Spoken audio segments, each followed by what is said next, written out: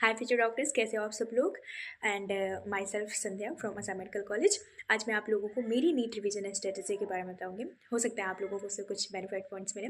तो मैंने कैसे नीट रिवीजन किया था कि मैंने देखो, हमारा मिड फरवरी तक कोचिंग वालों ने सिलेबस कंप्लीट करवा लिया था, but I have started my revision from January, mid जनवरी।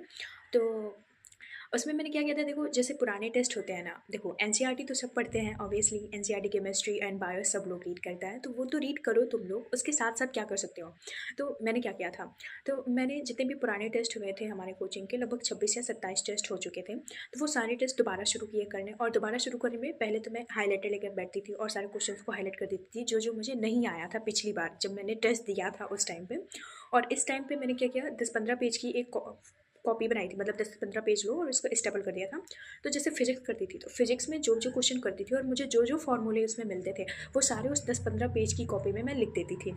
ऐसे ही कोई नया कॉन्सेप्ट भी मिलता था तो वो भी लिख देती थी। और ऐसे जब मैं ना सारे टेस्ट कर चुकी और सारा उसमें लिखती थी ना, और फिर उस 15 पेज की कॉपी को ना मैं इतना रिवाइज़ की कि फिजिक्स का ना वो जो तुम्हारा इतना बड़ा मोटा सा नोट्स होता है, वो पूरा नोट्स पढ़ने में तुम्हें बहुत टाइम लगता है, ऑब्वियसली उतना तुम नोट्स नहीं पढ़ सकते हो। लेकिन अगर तुम्हारी 10-15 पेज की एक छोटी सी शॉर्ट नोट टाइप में कॉपी बनती है ना, तो तुम रिवीजन बहुत अच्छे से कर सकते हो। तो वो मुझे बहुत बेनिफिट हुआ। एंड ऐसे में मैंने फिजिकल केमिस्ट्री में भी किया। फिजिकल केमिस्ट्री में जैसे जैसे क्वेश्चन करती थी उसके फॉर्मूले एंड कॉन्सेप्ट सारे लिख देती थी। ऑर्गेनिक केमिस्ट्री, इनऑर्गेनिक केमिस्ट्री में तो भाई क्वेश्चंस करो और बस एनसीईआरटी, मतलब अब तो थोड़ा पैटर्न चेंज नहीं हुआ है, बस क्वेश्चन का लेवल टफ हो गया है। तो आएगा एनसीईआरटी से ही टफ आएगा। और जैसे फॉर्मूले वगैरह तो तुम लिखो। ऑर्गेनिक एंड इनऑर्गेनिक में मेन तो एनसीईआरटी ही रीड करो, बाकी क्वेश्चन प्रैक्टिस करो, जितना क्वेश्चन प्रैक्टिस कर सकते हो वही इंपॉर्टेंट है। पीवाईक्यू मैंने देखो ज़्यादा कुछ नहीं किया था, लेकिन जो भी चीज़ की थी मैंने बहुत दफ़ा की, बहुत बार की थी। जैसे मतलब मैं टेस्ट क्वेश्चंस ऑन पीवाईक्यू, तो पीवाईक्यू को बार बार, जैसे तुम्हारे पास टाइम मिल रहा है, पीवाईक्यू को बार बार सॉल्व करते जाओ। बायो का रिवीजन मेथड क्या था मेरा, देखो एक्चुअल मेरा नहीं था, मैं अपनी कोचिंग की एक लड़की थी, वाकई पढ़ने में बहुत अच्छी थी। तो मैंने उसे देखा, तो वो क्या करती थी ना कि सैटरडे से बैठ जाती थी बायो वायो लेकर के, मस्त एक बोतल पानी लेती थी and alarm clock and then बैठ जाओ पूरा करने। और वो पूरी बायो एक साथ रीड करती थी पूरा संडे सैटरडे नाइट। तो मैंने भी वो चीज़ फॉलो की है देखो। और एक्चुअली में मुझे बहुत बेनिफिट हुआ है इससे, क्योंकि तुम्हारा जो बाकी का टाइम होता है ना 6 दिन का, वो बच जाता है।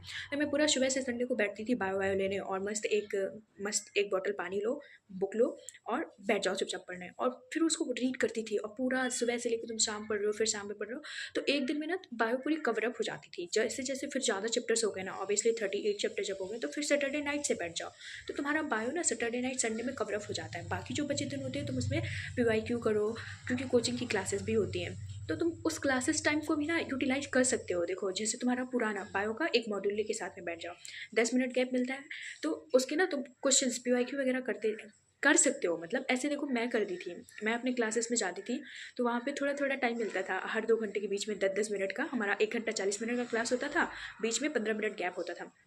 तो उसमें मैं पीवाईक्यू करने लग जाती थी, क्योंकि वो तुम किए होते हो ना, तो उसमें टाइम कम लगता है, तो वो तुमको बस करना होता है, टिक करना होता है, करना होता है, तो वो चीज़ें हो जाती हैं। और देखो मैं क्या ही की थी, मतलब मैंने आप लोगों से अपनी नीट रिवीजन स्ट्रेटेजी शेयर किया है।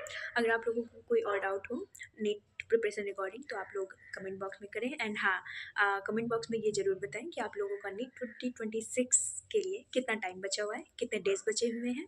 And thank you, all the very best. अच्छा करोगे, बाय बाय।